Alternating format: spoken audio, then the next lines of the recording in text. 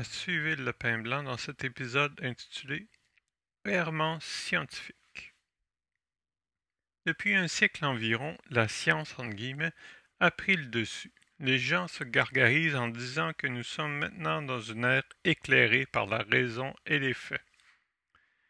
Ici, je vous disais qu'il n'en est rien, que toutes nos sciences entre guillemets sont fondamentalement erronées, car leurs préceptes de base sont faux. La méthode scientifique se définit ainsi, citation, la méthode scientifique désigne l'ensemble des canons guidant ou devant guider le processus de production des connaissances scientifiques, qu'il s'agisse d'observation, d'expérience, de raisonnement ou de calcul. Très souvent, le terme de méthode engage l'idée implicite de son unicité, tant auprès du grand public que certains chercheurs, qui de surcroît la confrontent parfois avec la seule méthode hypothético-déductive. L'étude des pratiques des chercheurs révèle cependant une si grande diversité de démarches et de disciplines scientifiques que l'idée d'une unité de la méthode est rendue très problématique. Citation extraite de la page Wikipédia Méthode scientifique. Donc, une souris dans un labyrinthe qui bute contre toutes les impasses est une scientifique.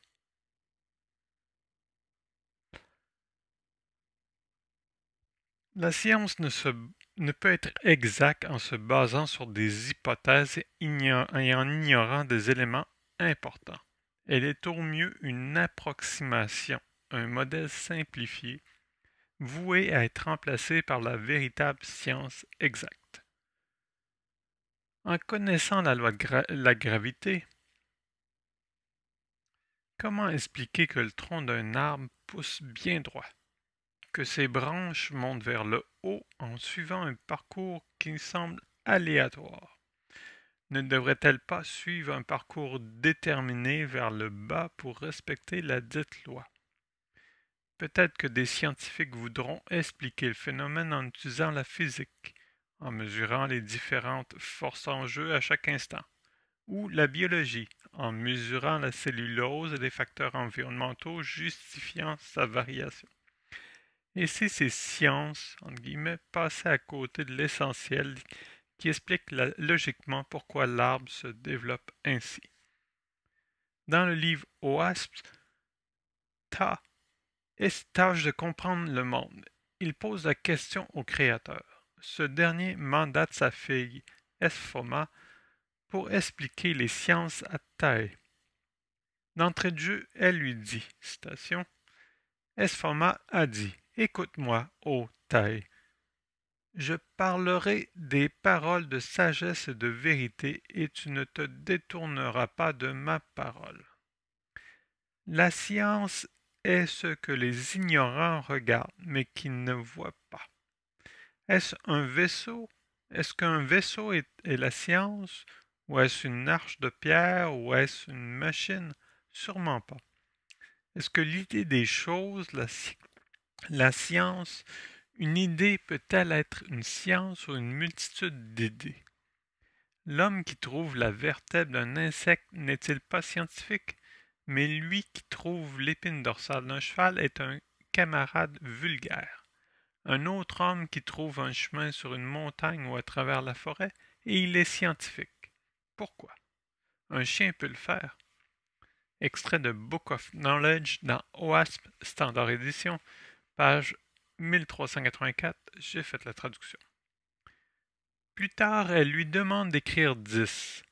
Tae s'exécute et écrit le chiffre 10. Elle lui dit que c'est faux, puis elle écrit 10 barres. Ce qui revient au tableau de Magritte, ceci n'est pas une pipe. Nos sciences, entre guillemets, sont une explication et une représentation simplifiée de notre monde, donc une représentation erronée de la vraie chose. Quelqu'un qui se gargarise d'être guidé par la raison, car il s'appuie sur la science, entre guillemets, n'est pas très raisonnable. Mais alors, que sont les sciences exactes? Esfoma dit: poursuivez vos études, ô Tae, et vous trouverez que la science exacte supposée n'est rien, et que la vérité supposée n'est que fausseté composée et admise. Trouvez l'heure où le soleil se lèvera demain et vous êtes scientifique, mais déviez d'un 10 millième partie d'une seconde et vous n'êtes pas scientifique. Non, vous êtes un falsificateur devant Jéhovie.